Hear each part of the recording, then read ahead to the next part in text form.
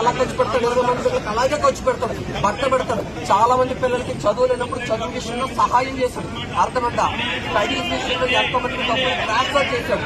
అర్థమంట ఎంతో మందికి తెలియకుండా బయట నుంచి మదర్ చేసేలాగా ఆయన హెల్ప్ చేశాడు. ఎవరికి తెలియకపోవచ్చు. ఆయన చేసిన తప్పు ఏంటంటే ఉన్నది మాట్లాడటం. నేను భారతదేశంలో పుట్టాను, మా బాబు పేరు ఇది అని చెప్తే తప్ప. అలాగే ఆయన అన్ని గ్రంథాలు పరిశీలన చేసి ఇది నిజము ఇది అబద్ధం అని చెప్పాడు. అది నమ్మని, అది ఒప్పుకోలేని దుర్మార్గులు కొంతమంది ఉంటారు. ఏ మతమైన ఏ కులమైన తప్పులు ఒప్పుకోలేనప్పుడు సైలెంట్ గా ఉంటారు సాక్ష్యం చూపించినప్పుడు. కానీ ఇంత అన్యాయంగా ఒక మనిషిని చంపేస్తామని అన్నప్పుడు గుర్తుపెట్టుకోండి. ఇంకా 1947 వదిలేసి స్వాతంత్రం మాకొద్దు, మాకు పాకిస్తానే కావాలని చెప్పి బానిసతలో బతకండి.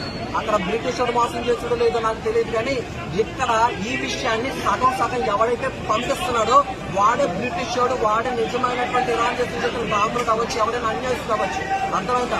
నిజం తెలిస్తే తెలుసని చెప్పండి. ఆయన ఎంతో మంచి, ఆయన పనికి మాలోడు కాదు, సాఫ్ట్వేర్ కంపెనీ నడిపిస్తున్నాడు. అర్థమైందా? ఆయన గురించి తెలియకపోతే తెలుసుకోండి. అర్థమవుతుందా మీకు? కానీ సగం నిజాలు చెప్పకండి. అర్థమవుతుందా? ఎన్నో ఆయన ఇంటర్నేషనల్ స్పీకర్ ఎన్నో వీడియోస్ వెళ్ళినప్పుడు ఆయన రూపాయి కూడా తీసుకోడు. చాలా మంది 20,000, 30,000, 50,000 డిమాండ్ చేస్తారేమో. ఆయన ఎప్పుడో రూపాయి తీసుకోకుండా సొంత దారి ఖర్చులతో కారు మీద వస్తాడు, కారు మీద వెళ్తాడు. ఎందుకు వచ్చాడు? బైక్ మీద వచ్చాడు. ఈ రోజు నైట్ కొంతసేపటి వరకు ఫోన్ బాగానే ఉందట.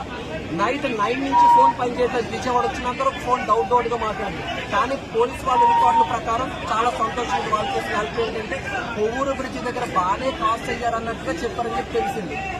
ఇక్కడ ఆయన బాడీ పోస్ట్ మార్టం చేస్తే ఏదో కష్టం వచ్చేస్తుంది, బాధ వచ్చేస్తుంది చెప్పి మీరు ఫీల్ అయిపోకండి.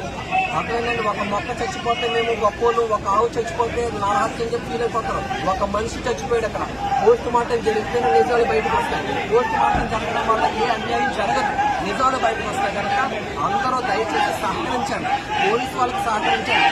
పోలీసు వాళ్ళకి మరీ చెప్తున్నాం, మేము వాళ్ళ కొట్టి అవసరం